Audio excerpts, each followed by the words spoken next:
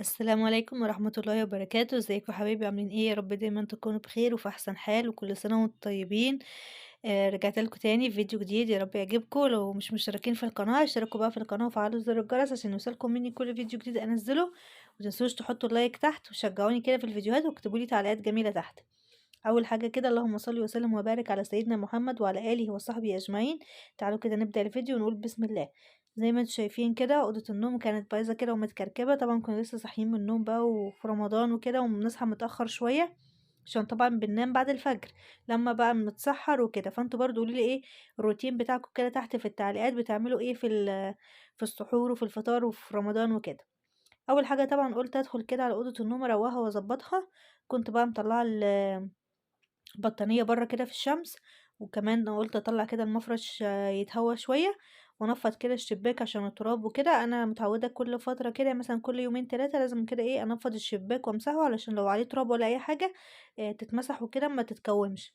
بس نفّضت كده زي ما أنتم شايفين الشباك وكده، وقُلت بقى أضبّط كده الملاية. طبعًا أنا عندي لسه المفرش نضيف هو والملاية يعني والحاجات نضيفة، فمش هاغيّرها دلوقتي. أنا بس كده إيه باحب أشمّسهم يعني في الشمس كده وبعد كده أرجع أفرشهم تاني. بس فهنا بقى كنت باضبّط الملاية كده زي ما أنتم شايفين عشان إيه، أخلّص وأدخّل الحاجات يعني وأخلّص وأشوف إيه اللي ورايا باقي في الشقة. عايزة أقول لكم إن أنا يعني بصراحة باتأخّر عليكم في الفيديوهات كتيرة جدًا، لإن والله العظيم بنتي جوري ما شاء الله الله أكبر عليها يعني آخدة كل وقتي. فباطوّل شوية لمّا باعمل لكم فيديو، بس معلش اعذروني بقى في الفترة دي لغاية بس ما تكبر شوية كده وتشد حيلها، لإن هي لسه صغيرة فمحتاجة اهتمام أكتر وكده. بس إن شاء الله يعني أعمل لكم فيديوهات كتير كل ما وقتي يسمح وكده.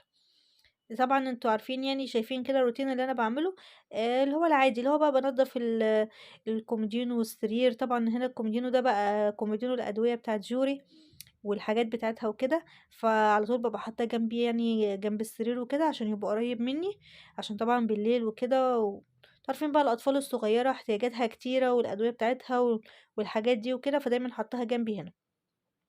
بس فبصراحة هي حتى كمان مش بتخلّيني والله العظيم إن أنا أعمل أي حاجة بسهولة، يعني باحاول كده إن أنا أجري بسرعة وأعمل الحاجات قبل هي ما تصحى، قبل ما تعيّط، الحاجات دي كلّها. فعلشان أعمل بقى فيديو زي ده فبياخد منّي وقت كتير، وهي طبعًا يعني ربنا يا رب كده يهديها، ادعوا لها كده ربنا يهديها ويصلح أحوالها كده وتبقى كويسة وهادية. بتاخد بقى إيه، يعني عارفين بُصّوا والله العظيم مش مخلّياني أعرف أعمل أي حاجة خالص، اللي هو بالحق بسرعة أخطف كده 5 دقايق وهي نايمة والّا أي حاجة، أروح أعمل كده اللي ورايا بسرعة قبل هي ما تصحى.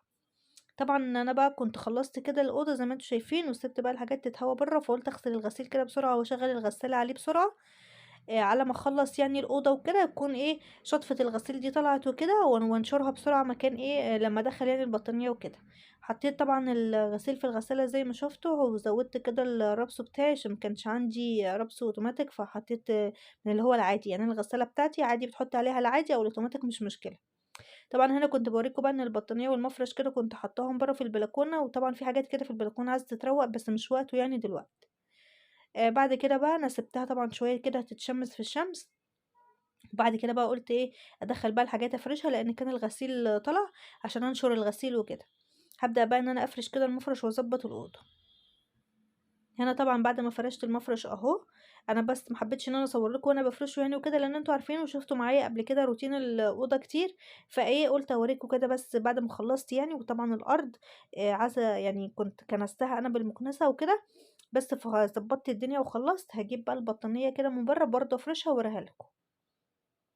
أدي هنا الأوضة أهي، بعد ما خلّصت بقى خالص، بعد ما فرشت كده البطانية، جبتها من برّه طبعًا ونضّفتها وفرشتها كده بالشكل ده على السرير، ما طبّقتهاش يعني، فخليتها كده بالشكل ده.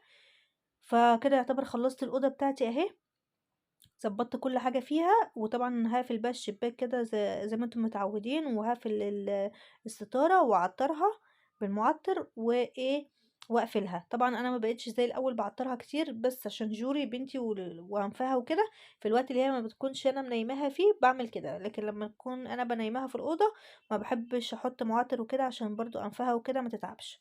أنا كده كنت خلّصت الأوضة أهي زي ما أنتم شايفين وضبّطتها، هاقفلها بقى وأكمّل الباقي. طبعًا أدي الغسيل أهو زي ما قُلت لكم، كان بقى عدّى وقت كده وكنت غسلت حاجات كتير، فهابدأ بقى إن أنا أنشر الغسيل ده كلّه على البلكونة وكده. علشان طبعًا إيه يلحق الشمس، كانت لسه يعني الشمس طالعة وكده زي ما أنتم شايفين، وكانت داخلة أهي في أوضة الرُكنة. هابدأ بقى إن أنا أنشرها وأخلّص. هنا طبعًا أهو بعد ما نشرت الغسيل كلّه وضبّطت، شايفين بقى بعد ما ضبّطت الغسيل كلّه أهو. خلّصت أنا كده بقى الروتين بتاعي معاكم النهارده. أنا باحب كده أعمل لكم فيديوهات سريعة زي ما قُلت لكم والله على قد ما أقدر علشان إيه، عشان جوري وكده. فكده الفيديو بتاعي يكون خلص النهارده، واشوفكم إن شاء الله في فيديو تاني على خير، ومع السلامة.